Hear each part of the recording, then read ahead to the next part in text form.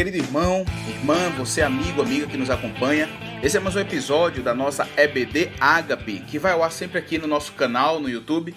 Você acessa lá youtube.com/Ministério Apostólico Ágape. Lá você encontrará não apenas episódios da EBD, mas outros tantos materiais e mensagens que nós acreditamos que vai edificar ao seu coração. Então se inscreva no canal, dê o seu like em cada um episódio que você assistir e deixe os seus comentários, porque nós cremos que Deus falará conosco, falará ao nosso coração, e aquilo que nós ministrarmos falará também ao seu coração. E você é um instrumento de Deus para edificar em nós também o caráter de Cristo. Então deixe o seu comentário, a gente vai ler e a gente vai estar sendo edificado por você também. Vamos junto, aperta o cinto e vamos nós, meu amado irmão Breno. Fala aí, Brenão. Olá, gente, tudo bom? Bom dia. Continuar aqui nos deleitando nos conhecimentos da Palavra de Deus e que a gente possa verdadeiramente crescer com tudo aquilo que o manual do Criador pode nos fornecer, tá bom? Grande abraço, vamos começar aí mais um estudo da Escola Bíblica da Ágape. Pois é, antes de entrarmos em qualquer estudo, em qualquer atividade, vamos clamar pela presença do Espírito Santo e agradecer a Ele, por essa oportunidade. Vamos orar. Senhor Jesus, nós te damos graças por este momento, por essa oportunidade. Muito obrigado por nos colocar como esses instrumentos que o Senhor vai usar para edificar em outras vidas.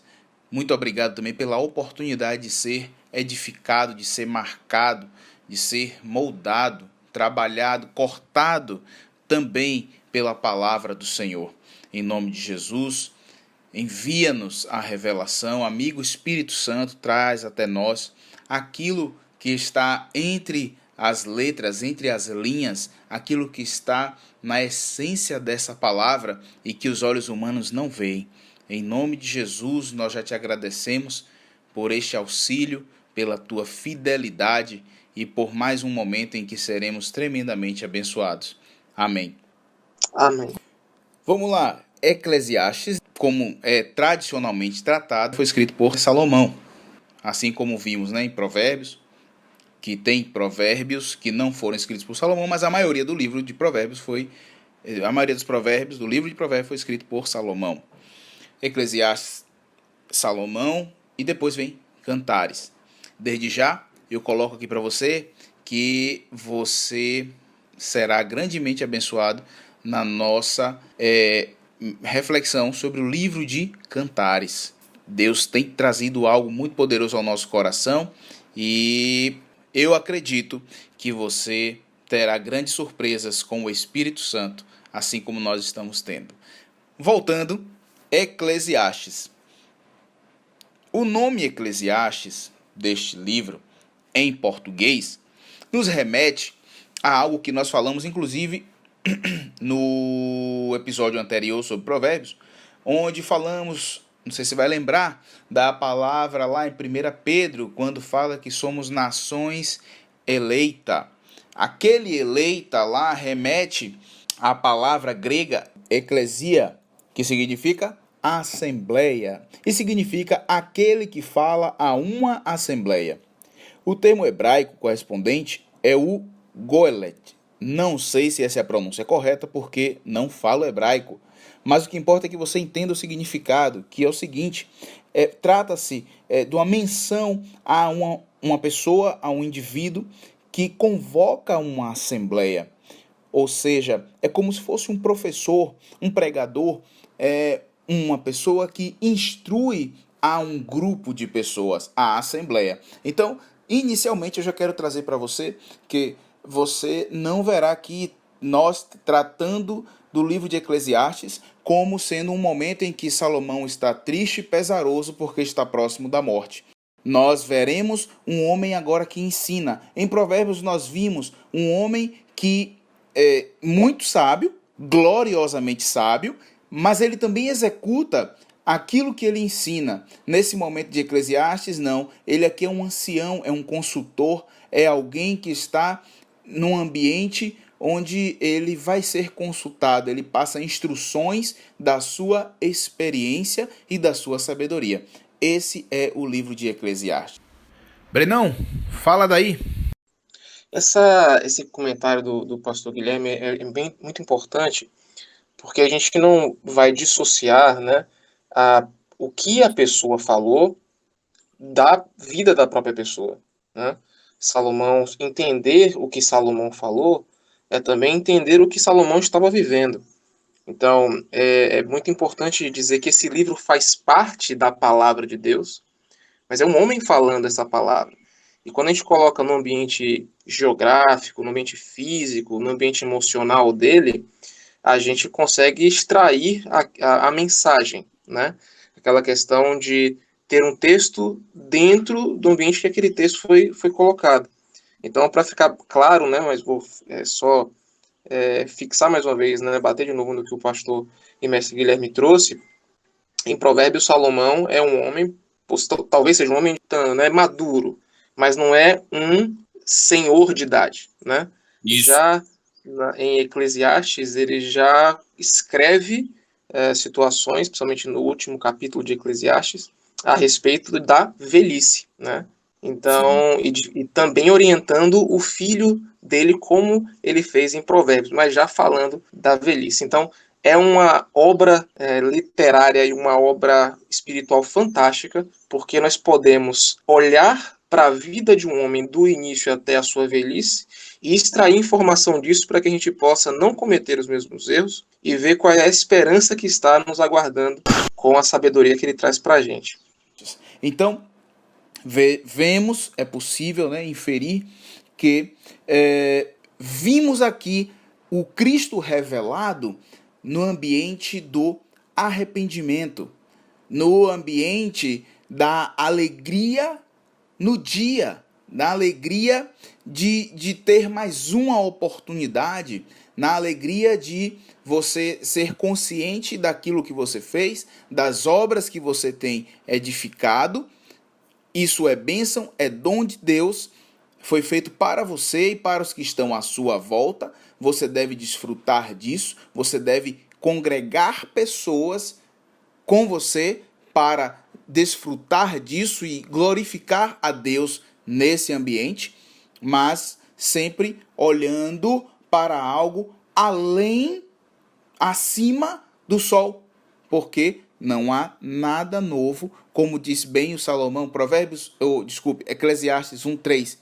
Que vantagem tem o homem de todo o seu trabalho que ele fez debaixo do sol? Ou seja, essa frase não está dizendo que o trabalho não vale nada. Essa frase está trazendo para nós, dentro do contexto de todo o livro, observe todo o livro, não vá para apenas um versículo, olhe todo o livro. Ele está dizendo que abaixo do sol, as coisas elas tendem a ser passageiras, efêmeras, limitadas.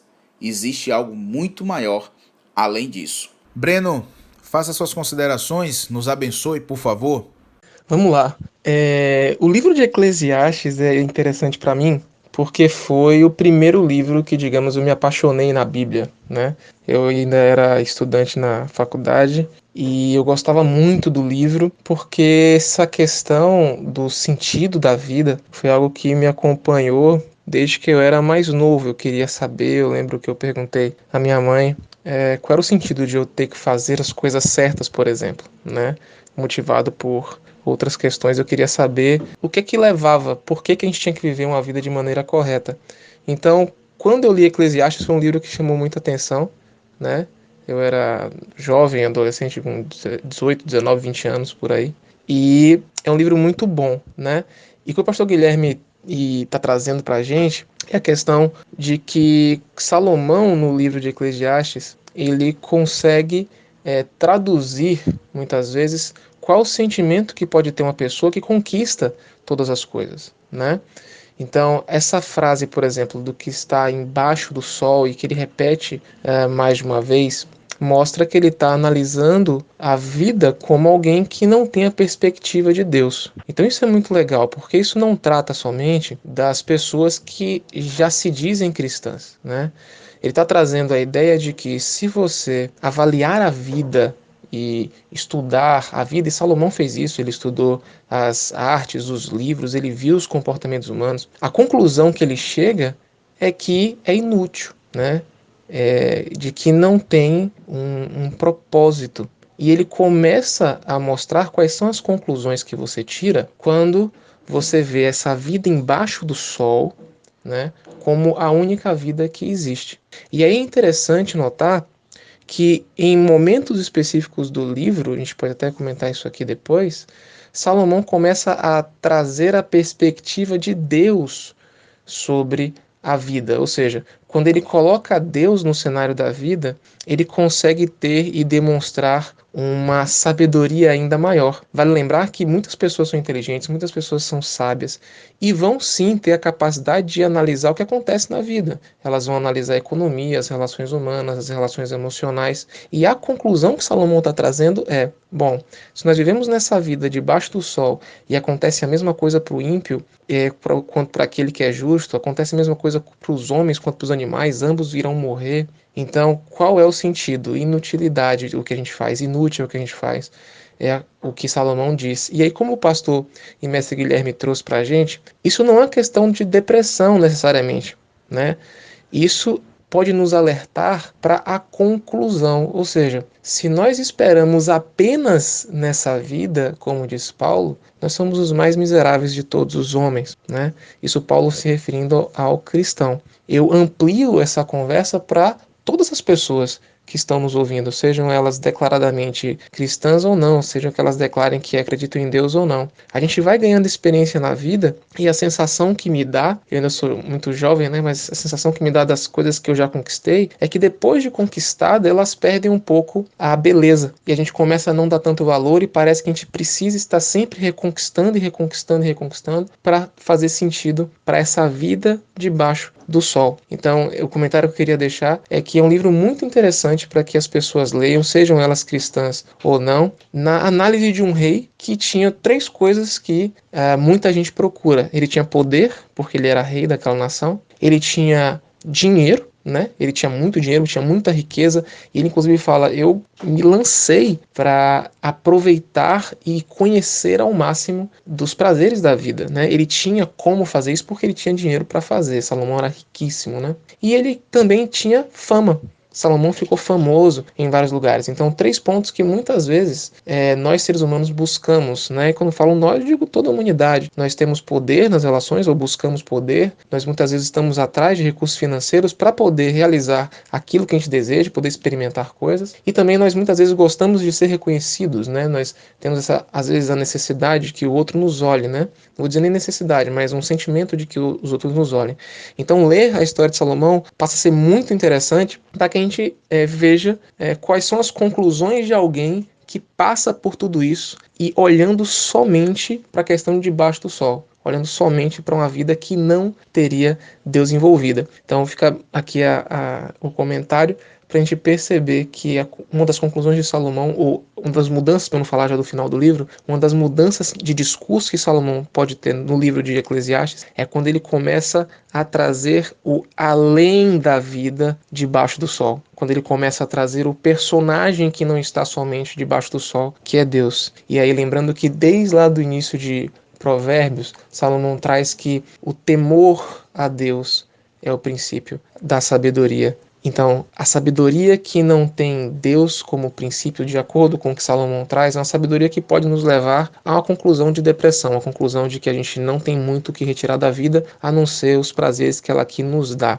Mas quando nós trazemos o agente da vida, quando nós trazemos o princípio da sabedoria, então nós conseguimos mais do que ser inteligentes. Nós conseguimos aproveitar ao máximo o que essa vida pode nos dar e o que o futuro, que é além dessa vida, pode nos dar também.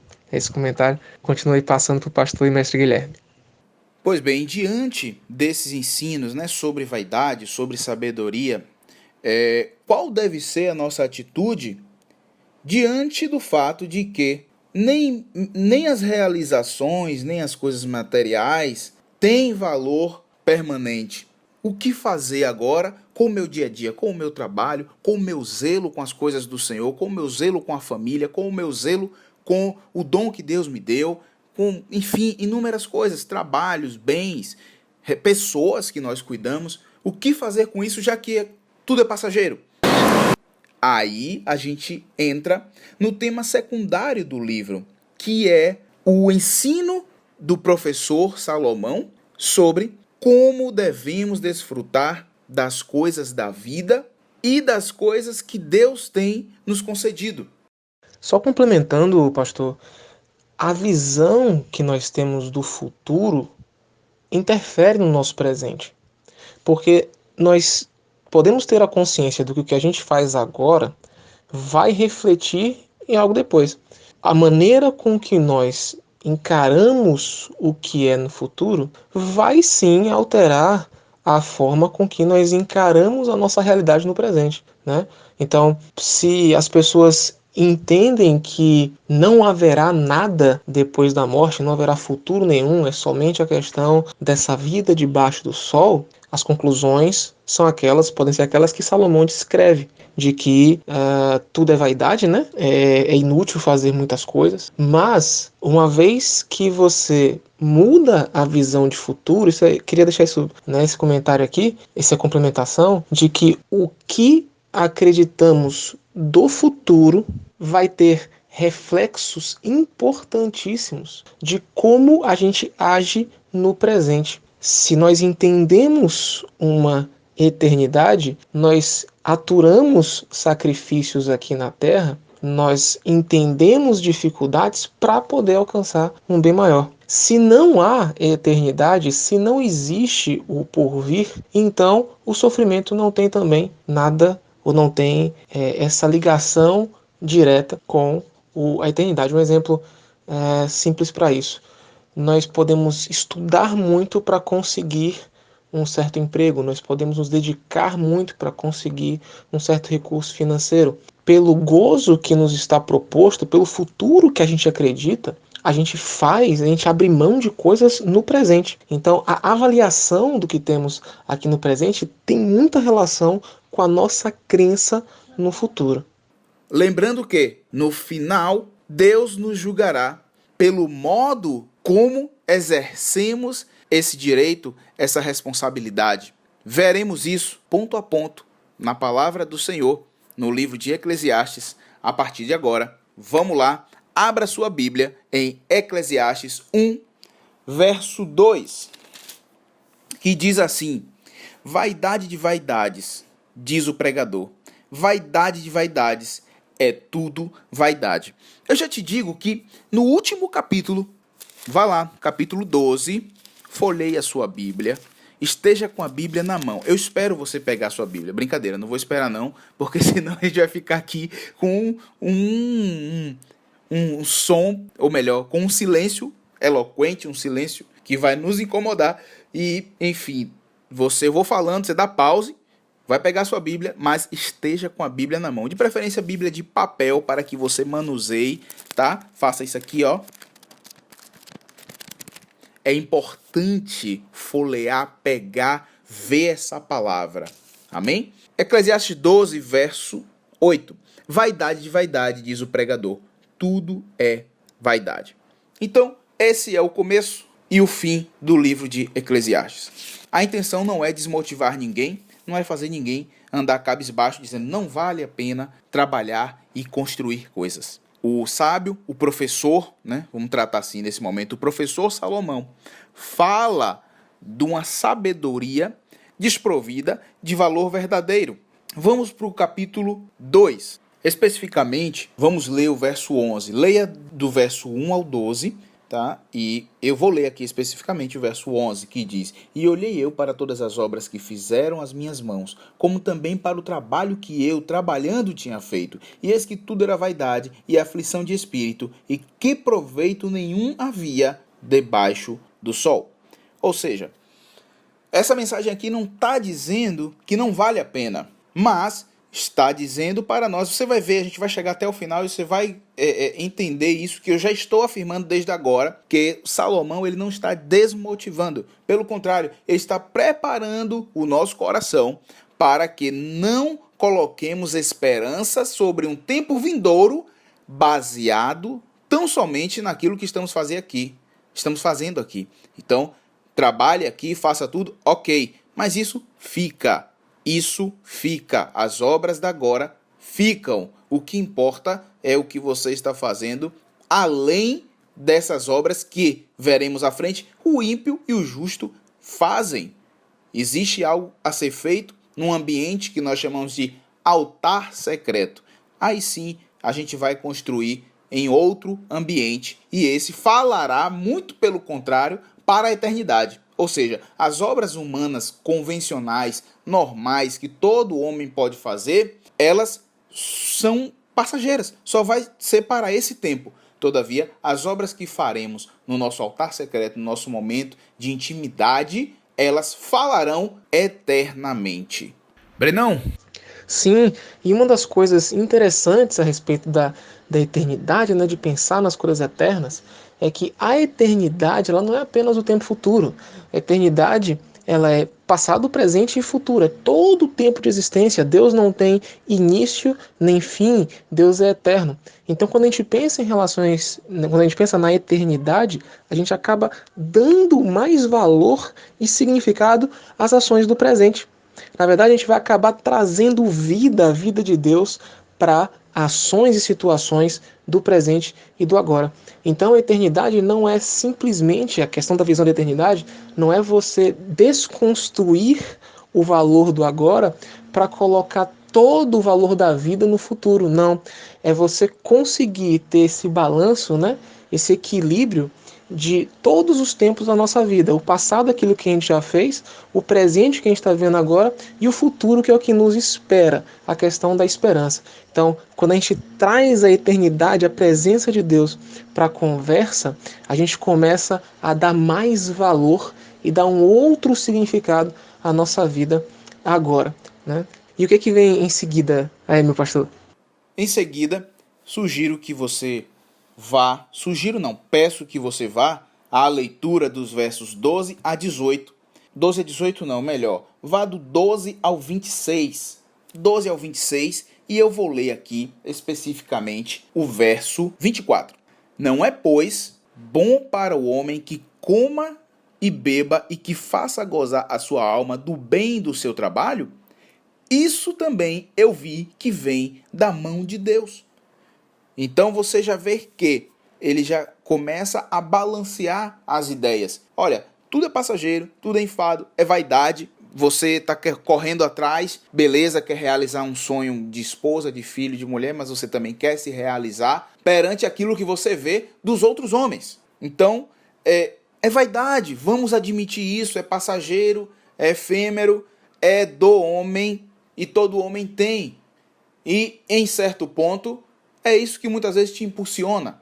E me impulsiona também. Nós estamos juntos no mesmo barco, fique tranquilo. Mas temos que ter a condição que isso, se não tiver um controle, se não tiver debaixo do governo de Deus, vira um materialismo, vira enfado humano, fica desgastante e você acaba se distanciando da possibilidade de construir algo para a eternidade. Passando ao capítulo 3, leia o livro todo, não leia só os versos que eu estou mandando, lê tudo, meu irmão, você não perde nada, a palavra de Deus é maravilhosa, se renova, vai muito além daquilo que a gente está falando. Esse livro é o livro mais lido da história, é o livro mais impresso da história, é o livro mais estudado da história e é o livro mais surpreendente da história, tanto que muitos cientistas vão estudar a Bíblia para colocar ela em xeque e acabam se rendendo. Então, leia a Bíblia, querido irmão. Meu pastor, se me permite, eu queria fazer um comentário em relação a essa questão da ciência, né? Porque muitos de nós acabam enxergando como se ciência e Deus fossem caminhos distintos.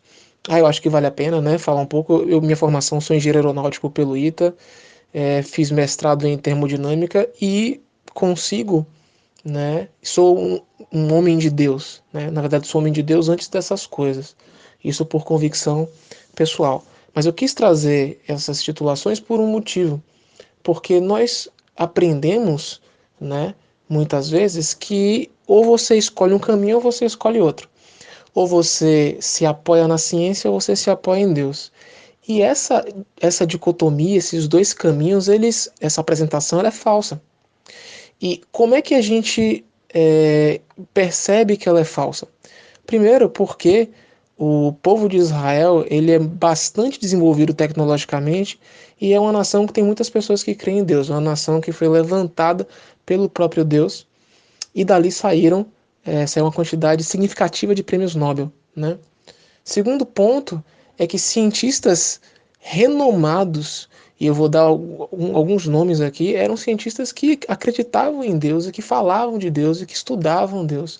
A gente só está podendo ter talvez essa conversa. Um dos cientistas que auxiliou no eletromagnetismo se chamava o James Clerk Maxwell, e ele inclusive direciona parte das suas, se não me engano, das suas descobertas a Deus, né?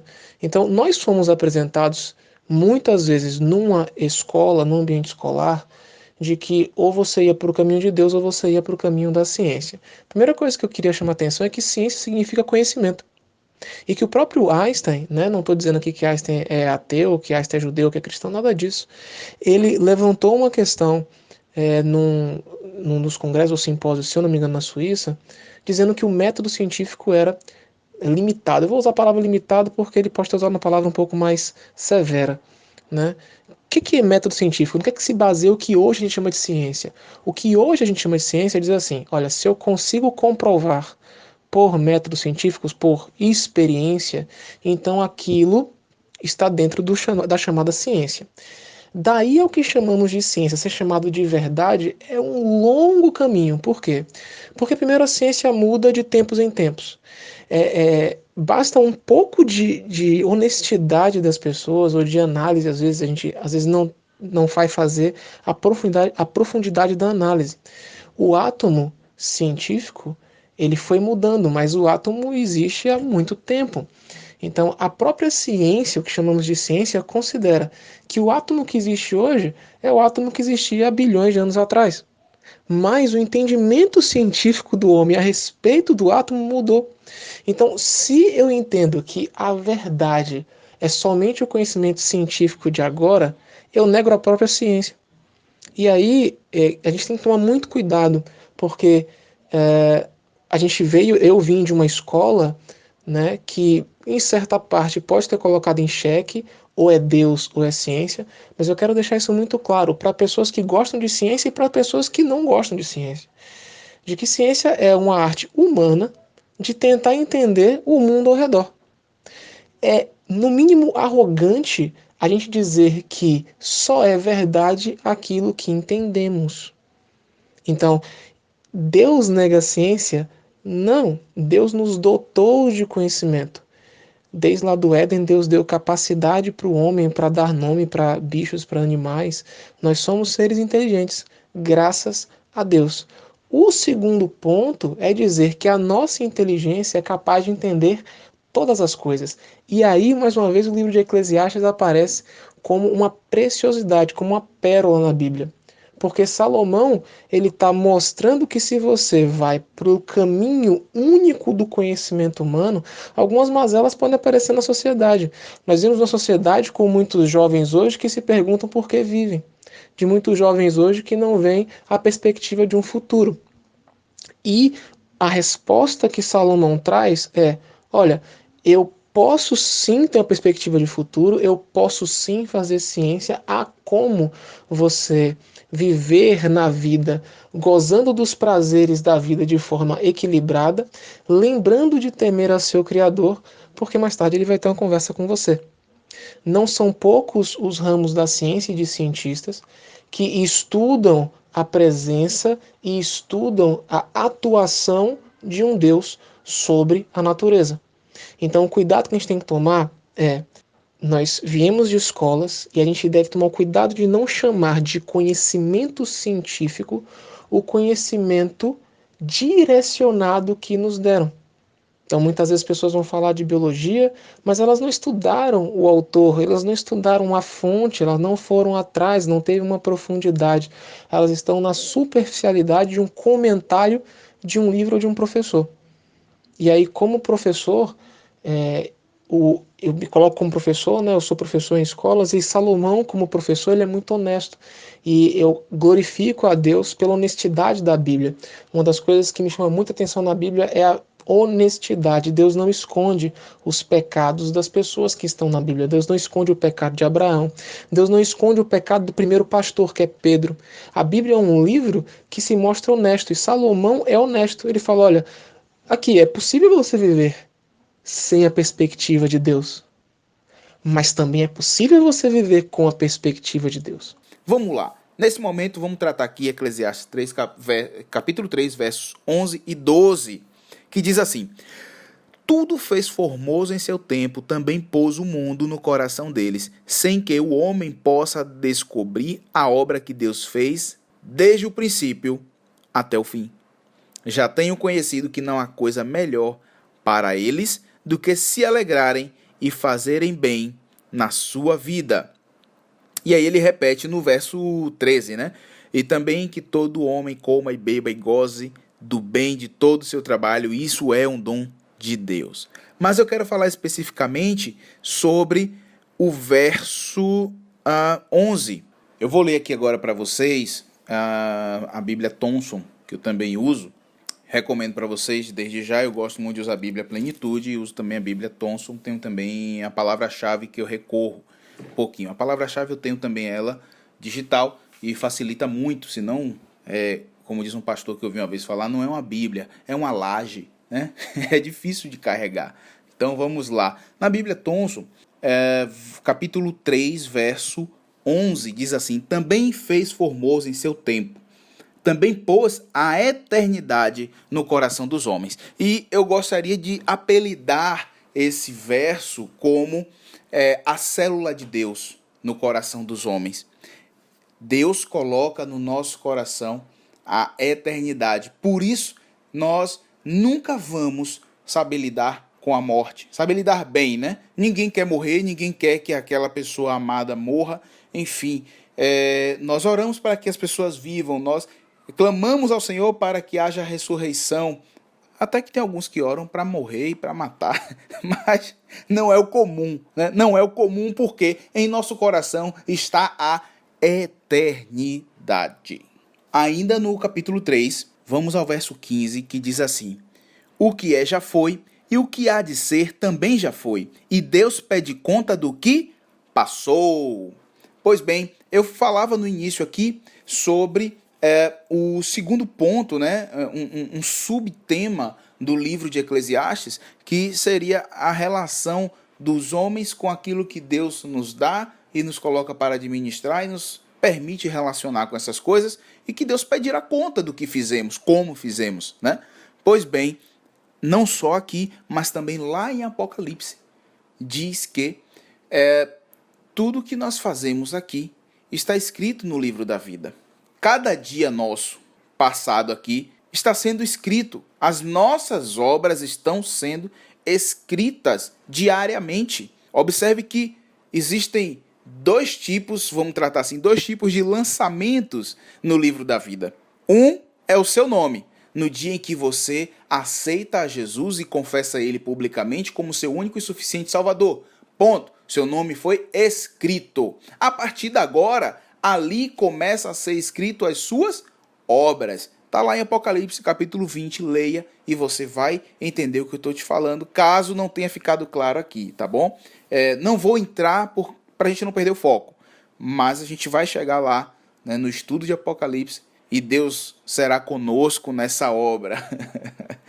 Pois bem, quando você começa a caminhar, cada dia é escrito no livro da vida, porque inclusive lá diz que no grande dia o livro da vida será posto perante os livros, a Bíblia, né? Então, aqui em Eclesiastes 3, capítulo 3, verso 15 diz: e Deus pede conta do que passou. É uma prova de que precisamos agir com diligência, mesmo diante das coisas que são efêmeras, passageiras e simples, normais, carnais do homem. Vamos ao capítulo 5, verso 1, que diz: guarda o teu pé, quando entrares na casa de Deus, inclina-te mais a ouvir do que a oferecer sacrifícios de tolos, pois não sabem que procedem mal. Não te precipites com a tua boca, nem o teu coração se apresse a pronunciar palavra alguma diante de Deus. Deus está nos céus e tu estás na terra, pelo que sejam poucas as tuas palavras, porque da muita ocupação vêm os sonhos, a voz do tolo vem da multidão das palavras. Verso 12. Doce é o sono do trabalhador, quer coma pouco, quer muito, mas a fartura do rico não o deixa dormir.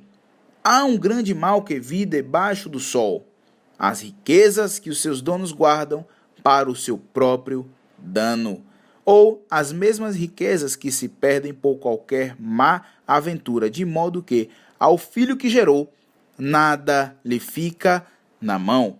Queridos, não há nenhum problema em ser rico, também não há nenhum problema em ser pobre, não há nenhum problema em ser trabalhador, não há nenhum problema em ser empresário, desde que não haja em seu coração essa busca apenas porque alguém tem, essa busca apenas porque você viu irmãos que começaram a caminhar nessa linha, amigos que começaram a caminhar fazendo tal coisa e conseguiu um sonho de consumo seu. Aquele caminho é para ele. O seu já está determinado. Você tem que buscar em Deus qual é. Então, não precisa ficar fazendo votos. Não precisa ficar com palavras precipitadas, né? Deus está vendo tudo. Você precisa falar aquilo que convém. Você precisa falar aquilo que é a sua medida, aquilo que você deve falar, né? Então, busca em Deus aquilo que é seu. Qual o chamado de Deus para a sua vida? Quando você caminha dentro do propósito, tudo prospera. É isso que está lá em Romanos, né? Inclusive. Sim, né? O senso de propósito. Quando a gente fica cheio da ideia de propósito, a vida fica muito, muito, muito melhor. A gente consegue tirar força de onde não tem. Porque a força está no propósito, né? No Deus que consegue enxertar essa vida, colocar essa vida em nós. Dando continuidade ao nosso estudo, vamos ao capítulo 7, Eclesiastes 7, versos 15 ao 18, que diz assim a palavra do Senhor: Tudo isto vi nos dias da minha vaidade. Há justo que perece na sua justiça, e há ímpio que prolonga os dias na sua maldade. Não seja demasiadamente justo, nem demasiadamente sábio. Por que te destruirias a ti mesmo? Continuando. Não seja demasiadamente ímpio e não sejas louco. Por que morrerias antes do tempo? Bom é que retenhas isto, e daquilo não retires a tua mão. O homem que teme a Deus escapa de tudo isso. A sabedoria fortalece o sábio mais do que 10 governadores que haja na cidade. Queridos, eu vejo que aqui está um grande... não seria segredo porque já está revelado, né? Mas seria uma riqueza muito grande que Salomão está nos dando a respeito do equilíbrio da vida. Observe que aqui ele não está mandando você agir como ímpio, tá? Mas que você observe e esteja um passo à frente do ímpio. Por exemplo, você não precisa ter malícia, tá, querido? Para poder... premeditar aquilo que o ímpio pode vir a fazer. Você tendo a sabedoria e o discernimento que vem pelo relacionamento com o Espírito, ele te revelará todas as coisas. Todas são todas. E ele sabe tudo o que ocorrerá adiante do nosso caminho. Portanto, busque intimidade com o Espírito e você não precisará ser malicioso, apesar de que descortinará todas as ações malignas que usa de ardil e malícia. Amém? Então é isso aqui que Salomão está trazendo. Olha, cuidado, não vá para os extremos. Eu achei isso formidável. Os extremos são perigosos. Então você vai acabar destruindo a você mesmo. É isso que o professor está nos ensinando, dedicando o seu tempo e toda a sua experiência coletada para nos instruir. Nesse sentido, vamos ao capítulo 8. Capítulo 8 que diz, verso 1, quem é como o sábio? E quem sabe a interpretação das coisas? A sabedoria do homem faz brilhar o seu rosto, e a dureza do seu rosto se muda. Aqui na Thomson, diz assim, a sabedoria do homem faz brilhar o seu rosto, e muda-se a dureza do seu rosto. Ou seja, a sabedoria exercita em nós um poder que vai até nos tornar mais vistosos, né? Vai mudar um semblante que antes poderia até não nos ser favorável. Não é cirurgia plástica, tá bom? Relaxe. Se você tem medo de agulha, não precisa ter medo. Mas se você tá doido ou doida, né, para fazer um lifting na sua face, então não é isso. Apesar de que um coração alegre formoseia o rosto. Então é a Bíblia quem diz, né? Lógico, e o seu sorriso será diferente, o seu olhar será diferente e você parecerá mais bonito. Enfim, creia nisso porque é verdade, tá bom? E isso operará em nós grandes maravilhas para a glória de Deus. Vamos lá. Eclesiastes 14, capítulo 8, versos 14 ao 16. Ainda há outra vaidade sobre a terra. Há justos aos quais acontece segundo as obras dos ímpios, e há ímpios aos quais acontece segundo as obras dos justos. Digo que também isto é vaidade. Então exaltei a alegria, porque não há nada melhor para o homem debaixo do sol do que comer, beber e alegrar-se. Então a alegria o acompanhará no seu trabalho, nos dias da sua vida, que Deus lhe dá debaixo do sol. Aplicando-me a conhecer a sabedoria e a ver o trabalho que há sobre a terra, pois nem de dia nem de noite vê o homem sono nos seus olhos. Então vi toda a obra de Deus e que o homem não pode entender a obra que se faz debaixo do sol. Por mais que trabalhe o homem para a buscar, não a achará. E ainda que diga o sábio que a virá a conhecer, nem por isso a poderá compreender. Aqui ele já fala de um nível já de sabedoria além, né, do que o homem pode alcançar. Nesse sentido aqui, eu começo a ver uma saída para aquelas situações como o momento que vivemos. Por exemplo, onde pessoas estão ao tempo todo vociferando, declarando coisas ruins, futuros sem esperança. Enfim, a realidade humana não favorece que eu e você declaremos que a alegria do Senhor é a nossa força. Então Salomão chega e diz assim, diante de tudo isso, que o ímpio vai colher o que o justo fez. O justo vai colher o que o ímpio fez. E aí, debaixo do sol, às vezes vai parecer que não vale a pena. Mas eu fui buscar a sabedoria. Eu fui buscar a alegria. E aí eu vi que o homem não sabe nada. O homem não sabe nada. Mas aquele que é exercitado pela sabedoria, esse encontrará um grande tesouro. Essa é a palavra do professor para nós, né? Para que tenhamos alegria, para que tenhamos ânimo, tá bom? Vamos ao capítulo 9, verso 1. Deveras revolvi todas essas coisas no meu coração para claramente entender tudo isto, que os justos, os sábios e as suas obras estão nas mãos de Deus, e também que o homem não conhece nem o amor, nem o ódio. Tudo passa perante a sua face. Então, quando eu li esse verso, eu tive um entendimento sobre o fato de Salomão dizer assim, deveras revolver todas essas coisas no meu coração. Vejo que ele remoeu, ele voltou ao entendimento, às experiências, ele voltou os seus olhos, né, para o passado, sentimentos, e se examinou ao ponto dele chegar e dizer, tudo passa perante a sua face. O homem não conhece nem o amor nem o ódio. Enfim, são sentimentos tão profundos que às vezes a gente acha que sabe e verdadeiramente não sabe. Olha que o sábio, o professor Salomão, depois de todo o passar de suas experiências, ele está aqui dizendo: eu fui ao meu coração fazer esse exame, né? E esse entendimento, eu construí ele através também do que está aqui no versos 7 ao 9, que diz assim: vai, come com alegria o teu pão e bebe com bom coração o teu vinho, pois já Deus se agrada das tuas obras.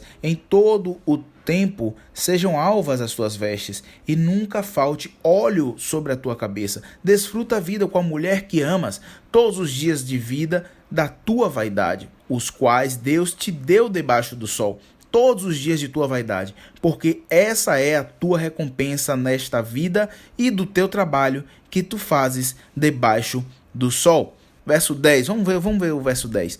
Tudo o que tiver à mão para fazer, faze-o conforme as tuas forças, pois na sepultura para onde vais, não há obra, nem projetos, nem conhecimento, nem sabedoria alguma.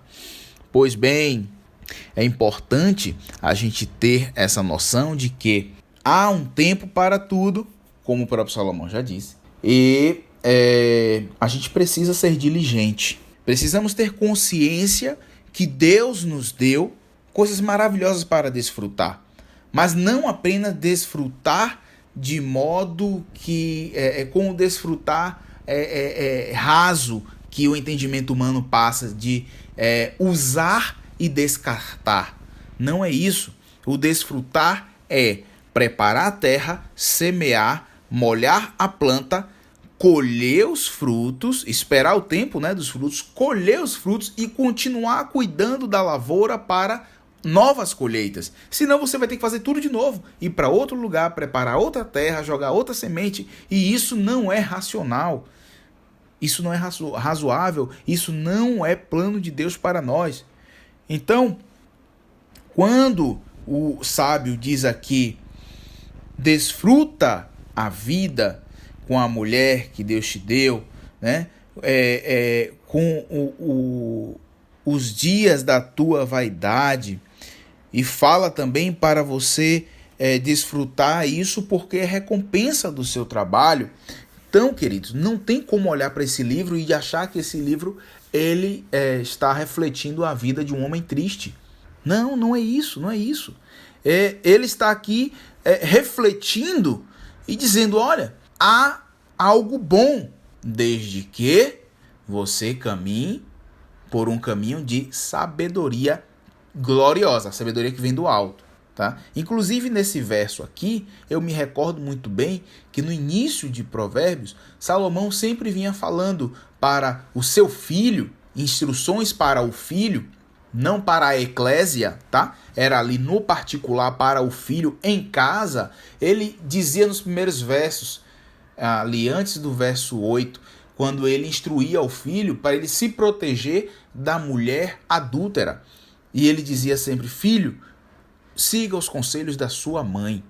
Cuidado com a mulher, e aí dá as características, o como ela age, o modus operandi, da ação de Satanás sobre mulheres, que estão sujeitas a ele. Então, é dom de Deus o homem gozar do fruto do seu trabalho, é dom de Deus o homem ter uma mulher que ele ama, e a mulher um homem que ama, e assim também ela também gozar do fruto do seu trabalho. Esse tempo aqui a gente tinha essa diferença social, mas não há heresia nenhuma em você entender que a mulher também pode trabalhar e amar um homem, pelo amor de Deus.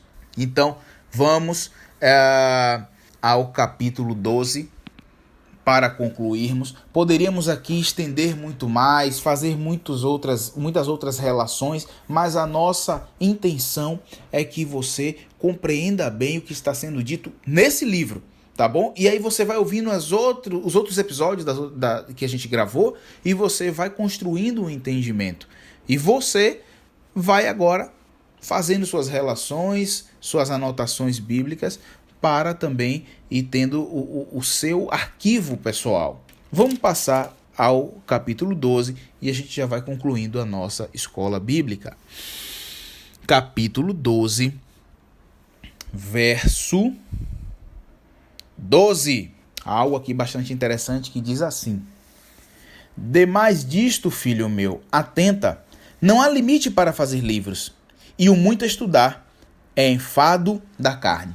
Então, se eu olho para esse livro e vejo um homem triste e cansado, eu posso cair no erro de entender que eu não preciso estudar muito. Não é bom estudar muito, é enfado. Quando, na verdade, você deve estudar muito. Qualquer coisa que você se arvorar a fazer, você precisa estudar muito.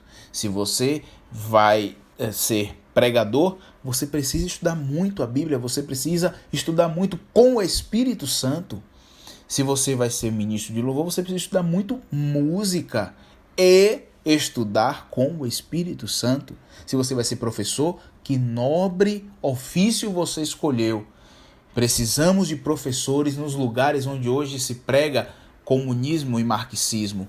Precisamos ensinar a justiça. E ensinar a justiça não é ensinar teologia, é ensinar uma vida justa, uma vida conforme Cristo nos ensinou, uma vida que segue os passos dele. Então, se está no seu coração de ser professor, invista nisso e estude com o Espírito Santo. E assim nas outras profissões, inclusive aquelas que ainda vão surgir. É isso aí, o mundo está numa revolução. Todavia, esse homem que disse isso, ele escreveu, a gente pode ver em 1 Reis, no capítulo 4, leia a 1 Reis todo. Mas no capítulo 4, procure lá um pouco mais ao final, fala que Salomão escreveu 3.000 provérbios, 1.000 cânticos. Então, queridos, ele não é contra o estudo. Ele está dizendo para nós o seguinte: não substitua a erudição pela obediência. Não coloque a sua sapiência, a sua sabedoria, seu conhecimento científico humano à frente da obediência a Deus, à palavra de Deus e àquilo que o Espírito Santo trouxer na sua vida. Se você, porventura, conhece mais do que alguém que é autoridade sobre a sua vida e esse conhecimento te leva a rebelar-se, você está fazendo mau uso desse conhecimento. Não importa, eu não conheço a vida particular, mas eu já estou trazendo isso aqui para você, que é uma regra geral e serve talvez para 95% ou mais dos casos, tá bom? Portanto, estude muito, porque você dará conta, porque Deus pedirá conta. Vimos isso aqui em Eclesiastes, e isso está também lá em Apocalipse. Assim como nas parábolas de Jesus, ele fala sobre isso, né?